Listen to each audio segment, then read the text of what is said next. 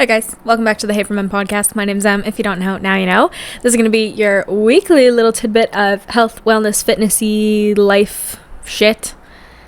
So let's talk about it. How are you guys? How was your week? I hope you had an awesome week. Just to start everything, before I say anything else, so as you guys know, I don't live in the States. I'm Canadian, but I do have like 70% of listeners who live in the US. So I just want to touch a little bit about the election results and just the election in general, because as much as I understand that it doesn't necessarily directly affect me because I don't live there, it affects other people. And I feel like I don't know, people have had a lot of comments about creators and influencers this week having comments and having thoughts about the election when that's not the traditional stance of their platform.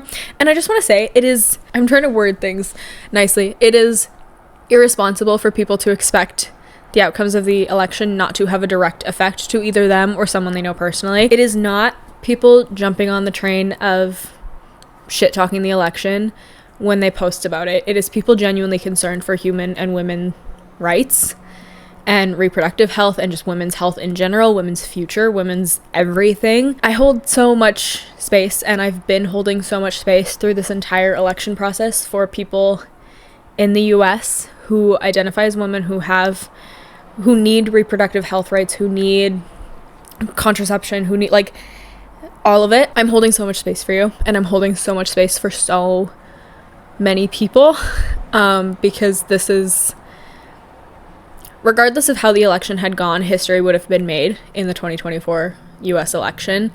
And unfortunately, in my opinion, it was made for the wrong reasoning this go around. I truly hope everybody is taking time to process results and also making a plan for your future and for your health and for your safety, because this was a very influential result, and it is going to be detrimental to so many people's healths and so many people's lives that I can't even imagine. So I'm not gonna super harp on that this whole episode. I will post some resources for people who live in the States who are concerned about what the next 4+ years are going to look like, because so anyways, I'm holding space for you, and I hope that you are managing well this week. So other than that, I didn't have a super eventful week. I feel like this is the first time in a long time that I've actually uploaded 2 weeks in a row. It's Thursday now. I just recorded the last episode on Sunday and it went up Monday, so I feel like not a lot has happened in the last couple days. Do you want to know one of the most embarrassing things that I've ever done in public, which I did yesterday? So we went to London Drugs because Mrs. Myers put out all of their Christmas scented soaps and stuff, and I love their stuff and I love their Christmas smells every year. So we get to London Drugs, walking down the soap aisle, and I don't see any of the Christmas stuff like with the rest of the line, and then I see it on like the top shelf where all of the back stock is, where you're like not supposed to grab shit.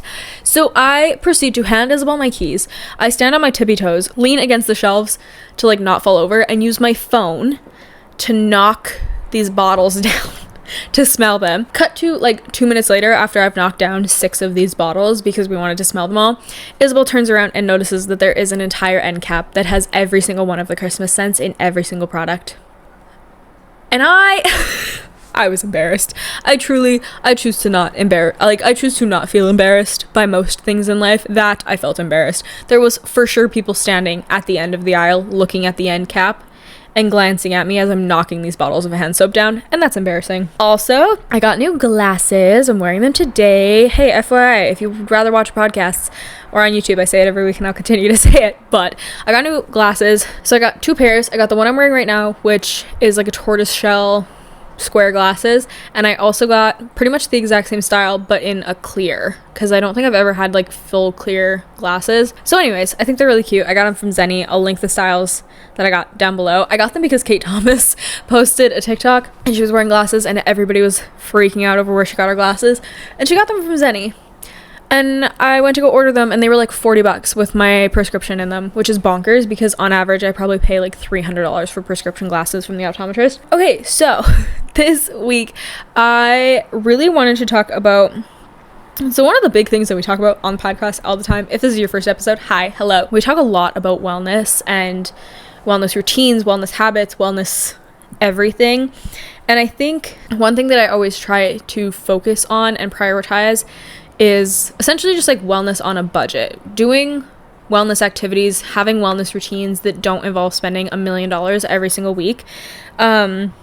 So I want to talk about like some practical ways to maintain wellness and prioritize self-care even when you're like on a tighter budget, or even if you're not, like even if the funds are not the issue, you just don't feel like spending hundreds of dollars a month on wellness routines. We'll explore a couple like affordable strategies for physical health, mental health, relaxation, and essentially just things that like show that you can take care of yourself, but it does not have to be expensive, showing that you can have a solid and structured wellness routine that does not involve spending all of your money. I think there was a big push in like the wellness community of, hey, you need to spend a lot of money to have this super bougie wellness routine. I say all bad things come from TikTok. It did most likely come from people showing they're like people being like wellness influencers, wellness creators on TikTok, and spending so much money on the stuff that they're promoting to their consumers. Wellness isn't about your luxury treatments and your like super pricey memberships.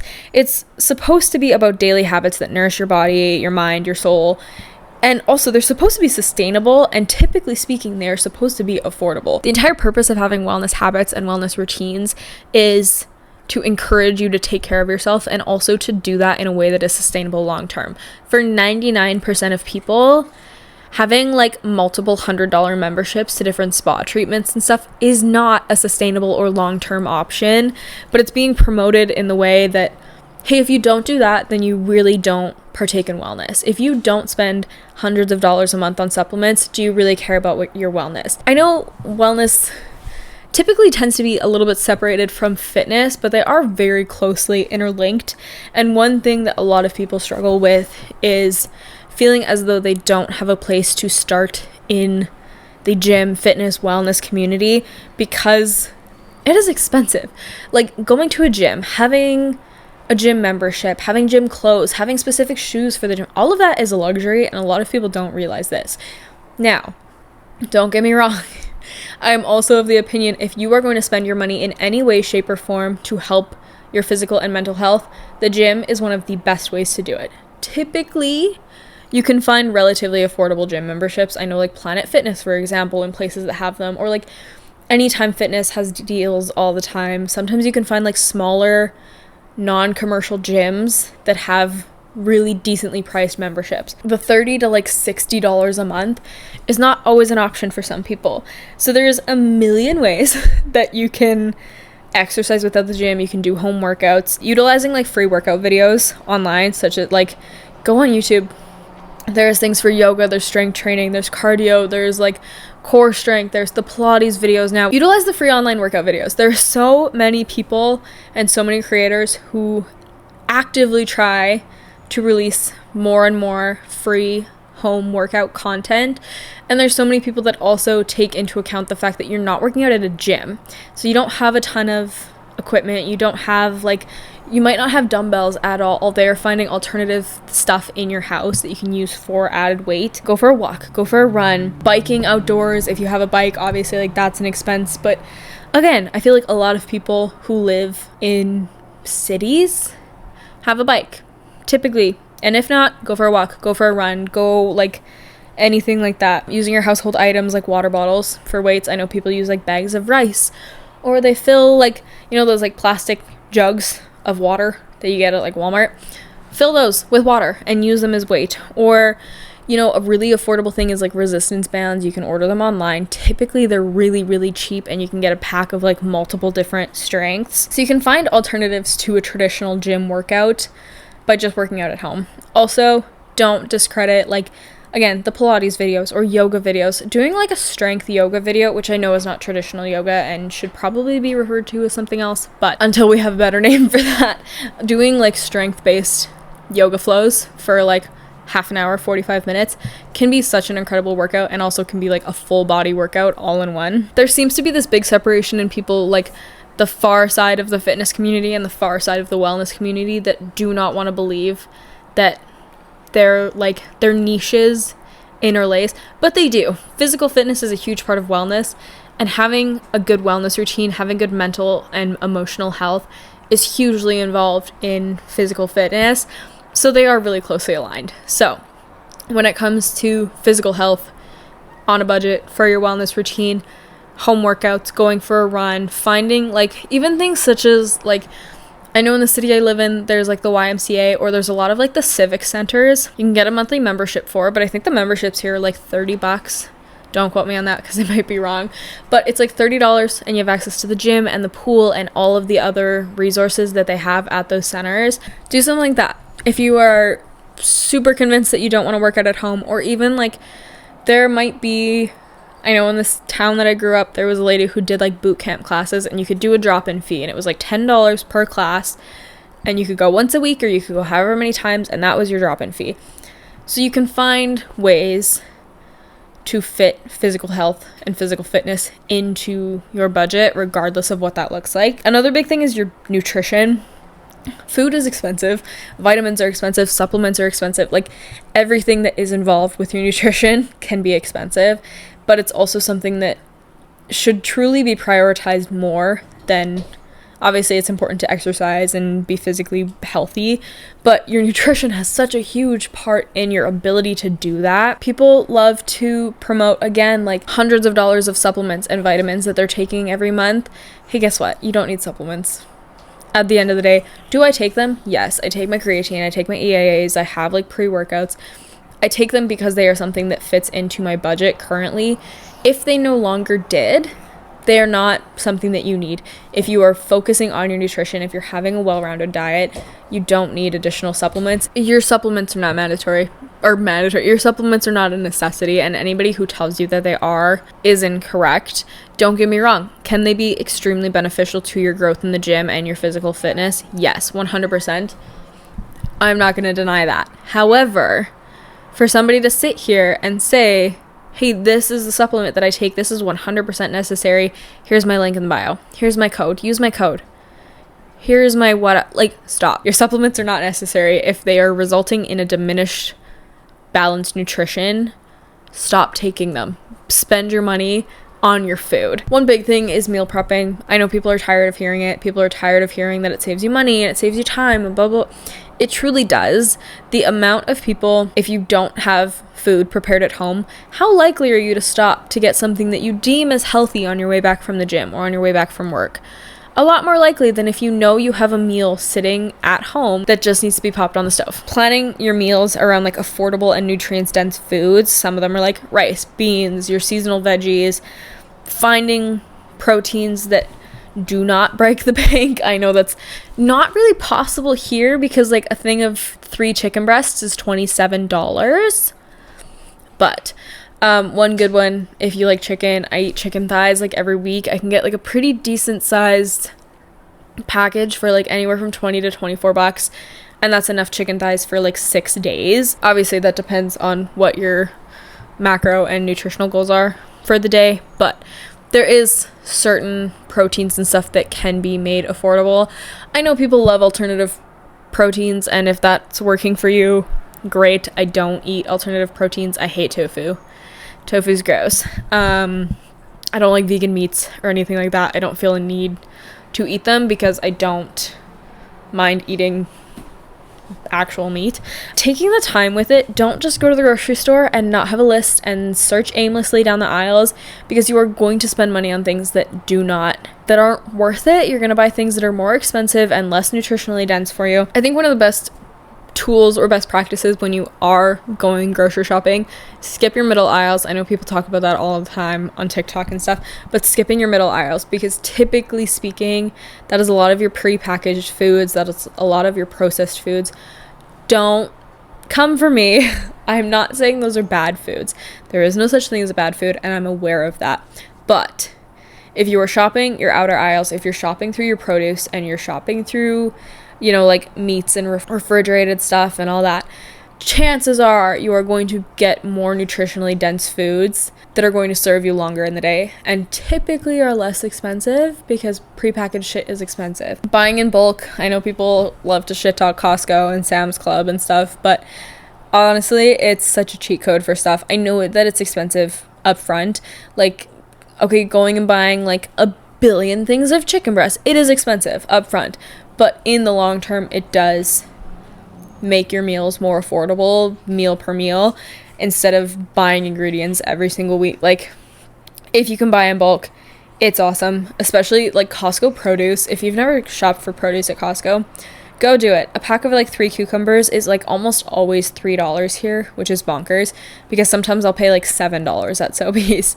I'm not saying you have to completely cut out going out to eat, but don't make it a regular thing purely based on cost. I don't really care about the nutritional value of food when I go out. If I'm going to a restaurant, I'm not necessarily picking food based off of like how nutritionally dense it is. I'm picking food that I want to eat because we went out to dinner.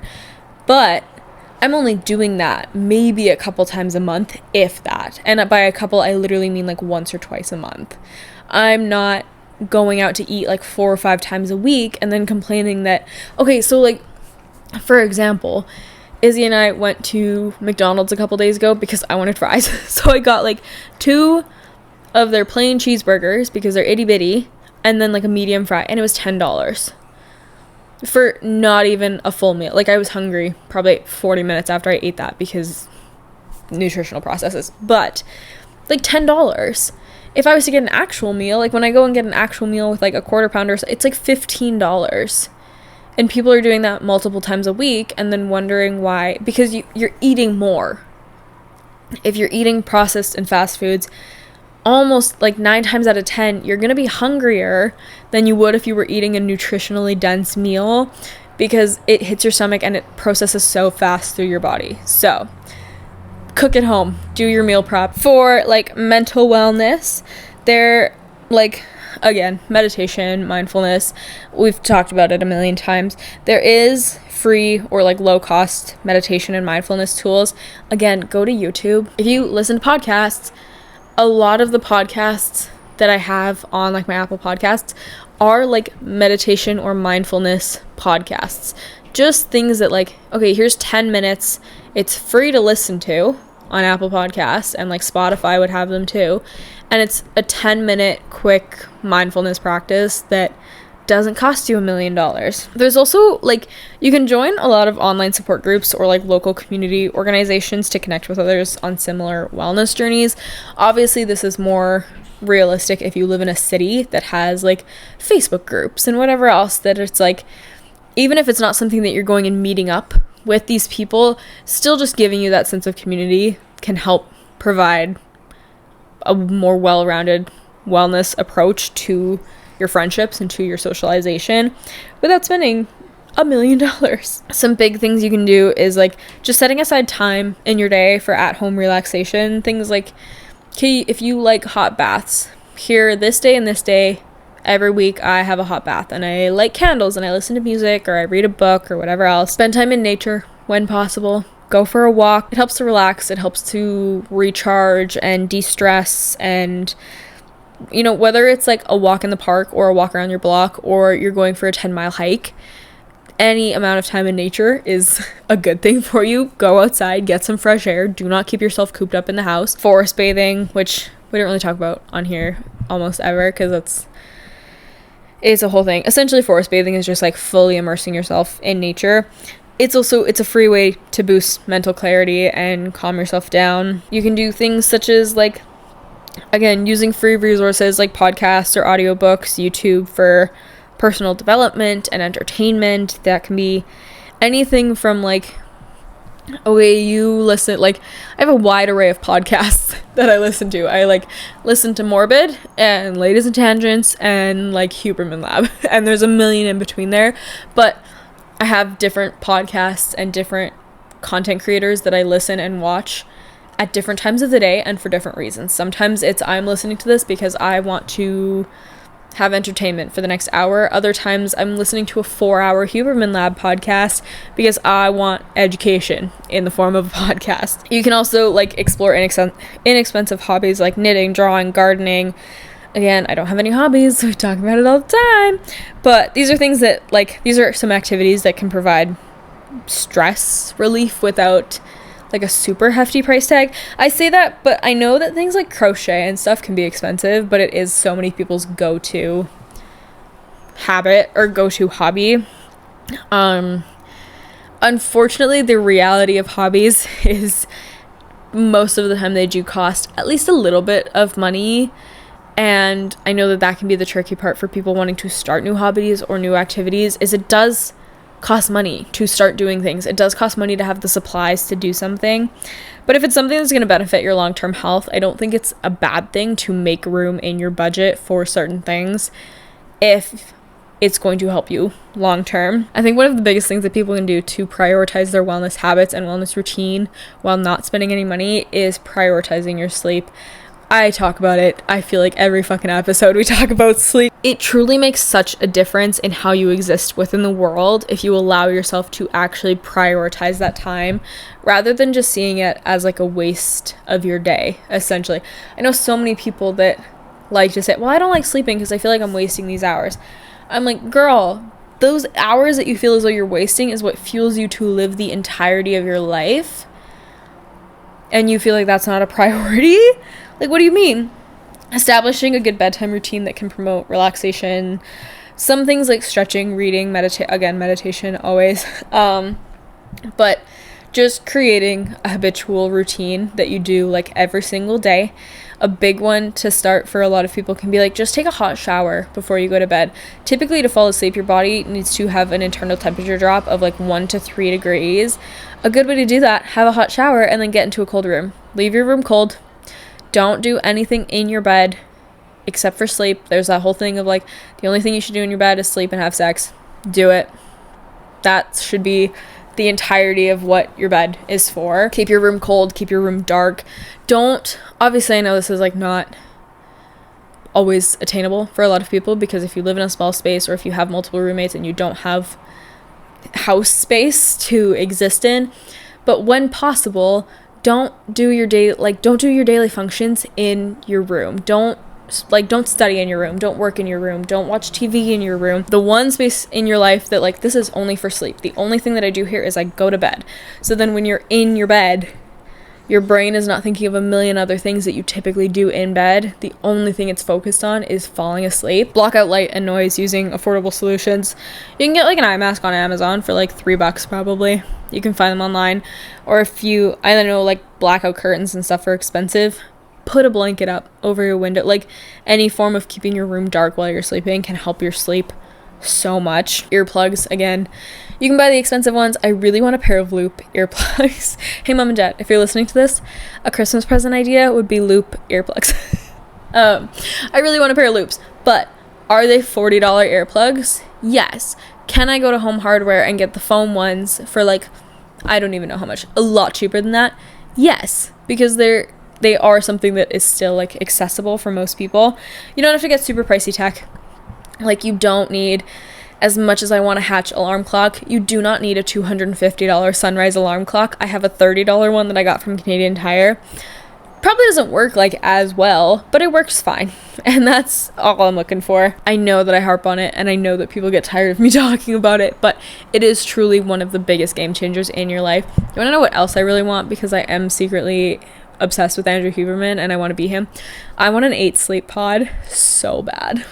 Like, so unimaginably bad. Hey, 8 sleep, if you are ever listening to this podcast, I want one so bad. I want to work with them so bad. I want to, like, because I truly love the technology behind it. I love the science behind it. I love what it does. I love the results that people have. But like, I am obsessed with 8 sleep and I want an 8 sleep pod so painfully bad.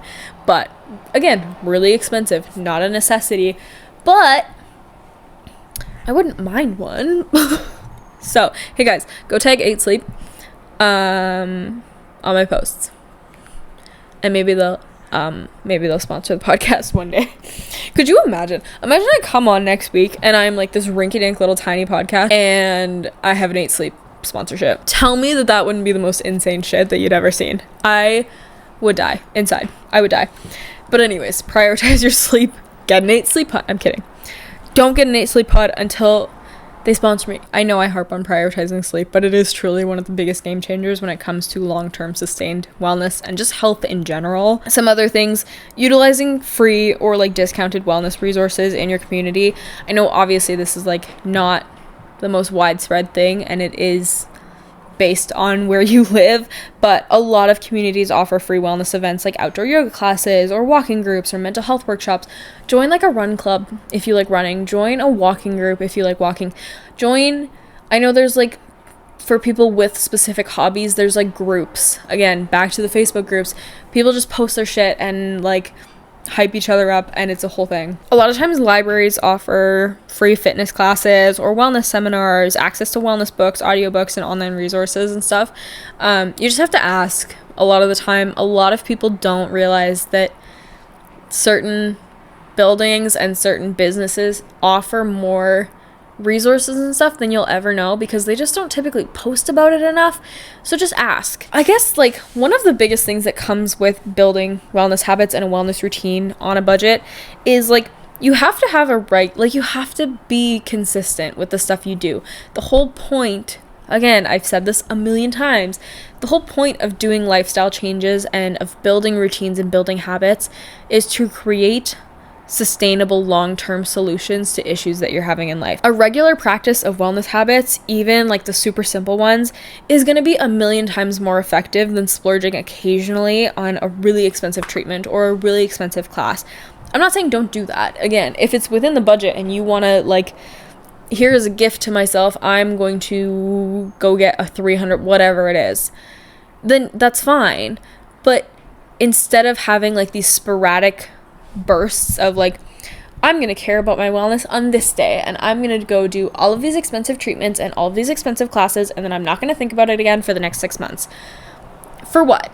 Truly, what is that benefiting you? Instead of doing more simple long-term habits and changes, you're doing impulsive twice a year type of things. Outlining your wellness priorities and then focusing on low-cost ways to integrate them into your daily life is really all you have to do, because for so many things there is more budget friendly and affordable options or like alternatives to stuff. You just have to sit down with yourself and be realistic about, this is what I want out of my wellness routine, this is what I want out of my wellness lifestyle. How can I make this something that fits into my budget? What am I prioritizing with my money every month? Like, I don't talk about money on here ever, but say you have, okay, here's my $100 a month that goes into like my wellness care. What are you prioritizing with that $100? What is the priority? Is that a gym membership? Is that a membership to a class? Is that like whatever it looks like in your life? Being realistic with yourself and sitting down and saying, here is the top 10 things that I want in my wellness routine. Which of these do I want to prioritize monetarily? And then going from there. Routines and wellness lifestyles have unfortunately become really separated for people who are on like an average income, but like wellness isn't reserved for people who have these massive budgets and make $1 million off of the content that they post about their wellness habits. It's supposed to be accessible to everybody regardless of your income. By being resourceful and intentional with your money and like just with your routine, you can create a routine and like wellness habits that fit both your lifestyle and your budget without sacrificing what you want out of it. At the end of the day, your consistency is what's going to be rewarded rather than how much money you spent on a whatever. Small and affordable changes can lead to big improvements in your overall health, wellness, fitness, lifestyle, the whole nine. It hurts my heart when I see people, like, don't get me wrong, do I love when people post these like multiple, like hundreds of dollars wellness routines on TikTok and I get to see all of the bougie things that they're doing and the bougie things they're buying? Yes, it's fantastic. I love watching it. However, it makes me sad to go to the comments and see people separate themselves from the ability to have a wellness routine because theirs isn't going to look how the content creators looks, because it's not the point of it. The entire point of wellness habits and a wellness focused lifestyle is, again, the consistency and just doing what, like, wellness is going to look different in every single one person's life. It's not going to look the same for any two people. So that again comes down to, what are your priorities? What do you want out of this routine? What do you want out of this long-term sustainable lifestyle? And how do you make that work with the current budget that you have for that, regardless of your income? Your budget for your wellness lifestyle can be it doesn't have to be related to your income. There's people who make like so much money and their wellness is not something that they want to put that money into. They would rather find alternatives. And that's okay. It also can be the opposite. You can make like not a ton of money and your wellness is a big focus in your life. So then you have to come down to, what are your priorities in it? And that's okay. It's okay to pick and choose, and it's okay to find alternatives. And it's okay to have a wellness lifestyle and a wellness routine that does not look like the creators that you see on TikTok and YouTube, because it's just not realistic for 90% of people. Anyways, that's all I've got for this week, guys. Thank you so much for listening this far. If you did, make sure to leave a like, comment, leave a review, whatever else it is they let you guys do. Doesn't make a big difference, but doesn't make a big difference for you guys, but it makes a huge difference for me. If you liked today's episode, if it at any point resonated with you, tell your friends. Tell your friends to come listen if you think that it would be something they like. Biggest takeaway, remember that your wellness and your fitness and your health is a lifelong journey. It's not going to be like a one-stop destination in your life. It is about making sustainable long-term changes. So take it one step at a time, guys. Be kind to yourself, and yeah, go follow me on Instagram, Hey for Men for the podcast, EB Fit for my gym and wellness page, and Emily Brouillard for my personal. Again, we're on YouTube. I say it every week and I'll continue to say it, so if you would rather watch your podcasts, link will be in the show notes. But anyways, until next time, stay well and keep growing. We'll chat next week.